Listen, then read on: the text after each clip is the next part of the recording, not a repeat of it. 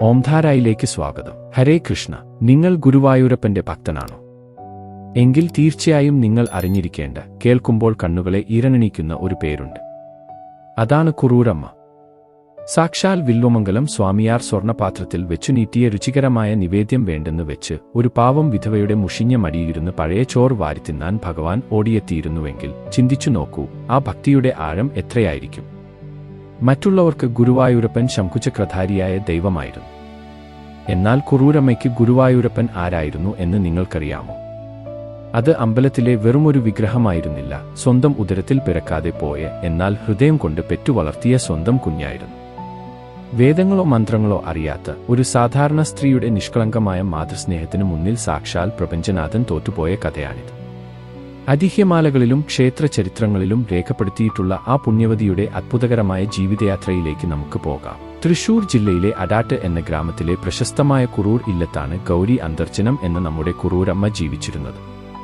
വിധിയുടെ വിളയാട്ടം കൊണ്ട് വളരെ ചെറുപ്പത്തിൽ തന്നെ അവർക്ക് ഭർത്താവിനെ നഷ്ടമായി.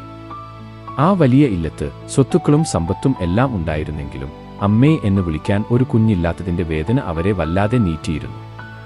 ബന്ധുക്കളുടെ അവഗണനയും വൈധവ്യത്തിന്റെ ഏകാന്തതയും സഹിക്കാൻ കഴിയാതെ വന്നപ്പോൾ അവർ അഭയം തേടിയത് ഗുരുവായൂരപ്പന്റെ കാൽക്കലായിരുന്നു.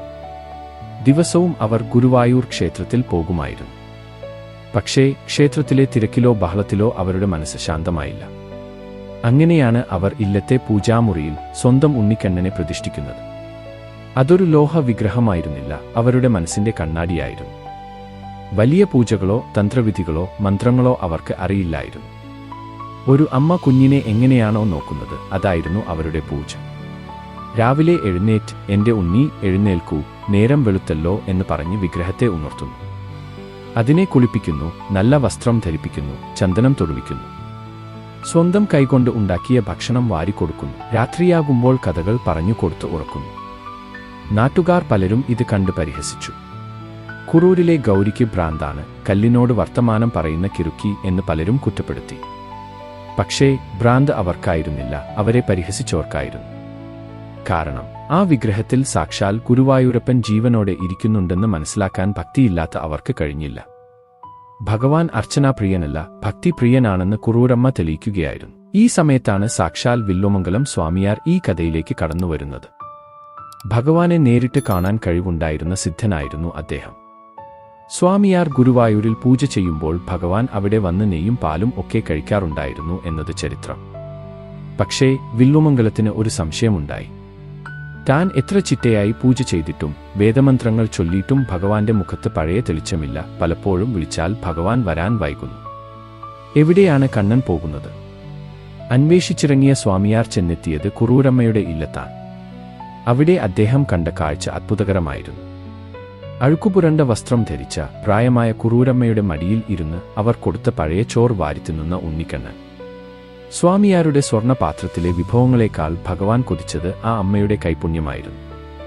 അങ്ങനെ ഒരിക്കൽ സ്വാമിയാർ ചോദിച്ചു, ഭഗവാനെ, അങ്ങ് എന്തിനാണ് ഈ അശുദ്ധമായ സാഹചര്യത്തിൽ കഴിയുന്നത്?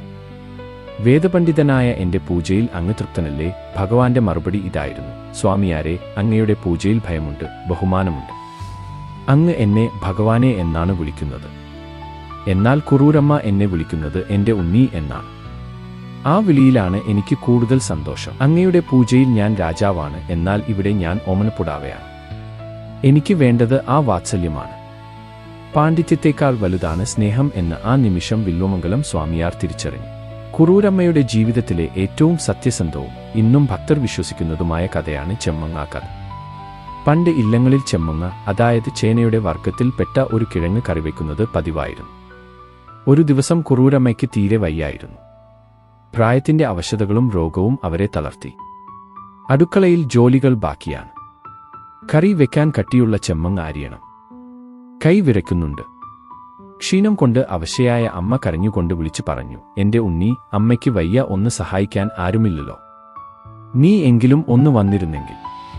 പെട്ടെന്ന് ആരും പ്രതീക്ഷിക്കാത്ത സമയത്ത് തേജസ്സുള്ള ഒരു ബാലൻ അവിടെ ഓടിയെത്തി. അമ്മേ, ഞാൻ സഹായിക്കാം എന്ന് പറഞ്ഞ് അവൻ കത്തി വാങ്ങി. കുറൂരമ്മ തടയാൻ നോക്കിയെങ്കിലും അവൻ സമ്മതിച്ചില്ല. ചെമ്മങ്ങ അരിയുന്നതിനിടയിൽ പെട്ടെന്ന് ആ കുട്ടിയുടെ കൈ മുറിഞ്ഞ് ചോര വന്നു. ചോര കണ്ടതും കുറൂരമ്മ അലമുറയിട്ട് കരഞ്ഞു. സ്വന്തം കൈ മുറിഞ്ഞതിനേക്കാൾ വേദന അവർക്കുണ്ടായി. എന്റെ ഉണ്ണിയുടെ കൈ മുറിഞ്ഞേ എന്ന് പറഞ്ഞ് അവർ ഓടിച്ചെന്ന് തന്റെ പഴയ മുണ്ട് കീറി ആ വിരലിൽ വെച്ചുകെട്ടി രക്തം തുടച്ചു. കുറച്ചു കഴിഞ്ഞപ്പോഴേക്കും ആ കുട്ടി അവിടെ നിന്നും മാഞ്ഞുപോയി. എന്നാൽ അന്ന് വൈകുന്നേരം ഗുരുവായൂർ ക്ഷേത്രത്തിൽ നടന്നത് ചരിത്രമാണ്. മേൽശാന്തി ശ്രീലകം തുറന്ന് വിഗ്രഹത്തിൽ നോക്കിയപ്പോൾ ഞെട്ടിപ്പോയി. വിഗ്രഹത്തിന്റെ വലതുകൈയിലെ വിരലിൽ ഒരു തുണി കെട്ടിയിരിക്കുന്നു. അതിൽ രക്തക്കറയും. ആരാണ് അടച്ചിട്ട ശ്രീലകത്ത് കയറി വിഗ്രഹത്തിൽ തുണി കെട്ടിയത്? ക്ഷേത്രത്തിൽ ആകെ പരിഭ്രാന്തിയായി. അപ്പോഴാണ് ദർശനത്തിനായി കുറൂരമ്മ അവിടെ എത്തുന്നത്. ഭഗവാനെ നോക്കി തൊഴുത അവർ കണ്ടത് ഉച്ചയ്ക്ക് താൻ വീട്ടിൽ വന്ന കുട്ടിയുടെ കയ്യിൽ കെട്ടിയ അതേ തുണി ഭഗവാന്റെ വിഗ്രഹത്തിൽ. അന്ന് ക്ഷേത്രത്തിലുണ്ടായിരുന്ന എല്ലാവരും കുറൂരമ്മയുടെ കാലിൽ വീണ് നമസ്കരിച്ചു. ഭഗവാൻ ഭക്തന്റെ ദാസനാകാൻ പോലും മടിക്കില്ല എന്നതിന്റെ തെളിവായിരുന്നു അത്. ഇനി പറയാൻ പോകുന്നത് വളരെ രസകരവും എന്നാൽ ചിന്തിപ്പിക്കുന്നതുമായ ഒരു സംഭവമാണ്. ഭഗവാൻ കുറൂരമ്മയോടുള്ള അടുപ്പം എത്രത്തോളം ഉണ്ടായിരുന്നു എന്ന് ഇത് തെളിയിക്കുന്നു. നമുക്കറിയാം, വില്വമംഗലം സ്വാമിയാർ വളരെ ചിട്ടയുള്ള അച്ചടക്കമുള്ള സന്യാസിയായിരുന്നു. തെറ്റുകൾ കണ്ടാൽ അദ്ദേഹം ക്ഷമിക്കില്ല. ഒരിക്കൽ സ്വാമിയാർ കുറൂരമ്മയുടെ ഇല്ലത്തേക്ക് വരികയായിരുന്നു. ആ സമയത്ത് ഇല്ലത്തെ മുറ്റത്ത് ഉണ്ണിക്കണ്ണൻ പൊടിയും മണ്ണും പുരണ്ട് കളിച്ചുകൊണ്ട് നിൽക്കുകയായിരുന്നു. ദൂരെ നിന്ന് വരുന്ന ഗൗരവക്കാരനായ സ്വാമിയാരെ കണ്ടതും ഉണ്ണിക്കണ്ണൻ പേടിച്ചുപോയി. സാക്ഷാൽ പ്രപഞ്ചനാഥൻ ഒരു കൊച്ചുകുട്ടിയെപ്പോലെ പേടിച്ച് ഓടിച്ചെന്ന് കുറൂരമ്മയുടെ പിറകെ ഒളിച്ചുനിന്നു. കുറൂരമ്മ ചോദിച്ചു, എന്താ ഉണ്ണി, എന്തിനാ പേടിക്കുന്നത്? ഉണ്ണി പറഞ്ഞു, അമ്മേ, ദാ ആ സ്വാമിയാർ വരുന്നുണ്ട്. എന്നെ കണ്ടാൽ വഴക്കു പറയും. ഞാൻ പൂജയ്ക്ക് ചെന്നില്ല, മന്ത്രം ചൊല്ലിയില്ല എന്നൊക്കെ പറഞ്ഞ് ശകാരിക്കും. അമ്മ എന്നെ ഒളിപ്പിക്കണേ. ഇത് കണ്ട് അവിടെ എത്തിയ സ്വാമിയാർ സ്തംഭിച്ചുപോയി. എന്റെ മുന്നിൽ വരാൻ മടിക്കുന്ന, വേദങ്ങൾക്ക് പോലും പിടികൊടുക്കാത്ത ഭഗവാൻ ഇതാ ഒരു സാധാരണ സ്ത്രീയുടെ സാരിത്തുമ്പിൽ അഭയം തേടുന്നു. സ്വാമിയാർ അന്ന് ഭഗവാനോട് പറഞ്ഞു, കണ്ണാ, എനിക്ക് മനസ്സിലായി.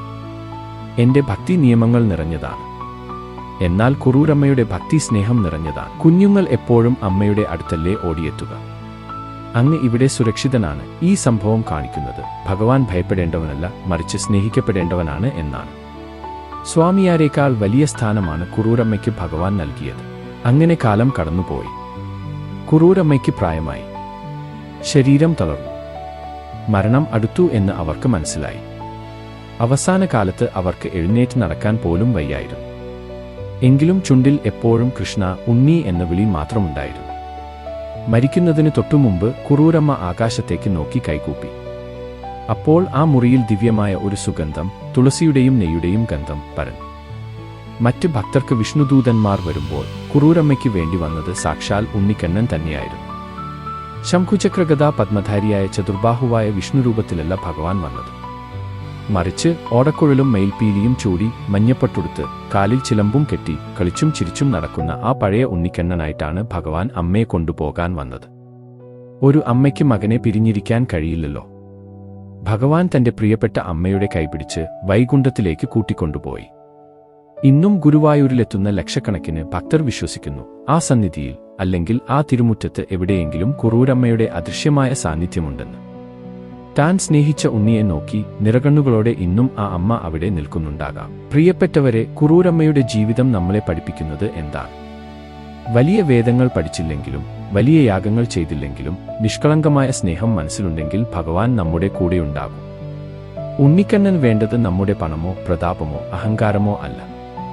കൃഷ്ണ എന്ന് വിളിക്കുമ്പോൾ ഉള്ളിന്റെ ഉള്ളിൽ നിന്ന് വരുന്ന സ്നേഹം മാത്രമാണ്. ആ ഭക്തിയുടെ ഒരംശമെങ്കിലും നമ്മുടെ മനസ്സിലുണ്ടാകാൻ നമുക്ക് പ്രാർത്ഥിക്കാം. ഗുരുവായൂരപ്പന്റെ അനുഗ്രഹം നിങ്ങളെല്ലാവർക്കും ഉണ്ടാകട്ടെ. ഈ കഥ നിങ്ങളുടെ ഹൃദയത്തെ സ്പർശിച്ചുവെങ്കിൽ ഭഗവാന്റെ നാമത്തിൽ ഒരു ഹരേ കൃഷ്ണ കമന്റ് ചെയ്യാൻ മറക്കരുത്. അത് ഭഗവാന് നൽകുന്ന ഒരു ചെറിയ കാണിക്കയായി കരുതുക. ഇതുപോലുള്ള ആത്മീയ വീഡിയോകൾക്കായി നമ്മുടെ ചാനൽ സബ്സ്ക്രൈബ് ചെയ്യുക. വീണ്ടും കാണാം.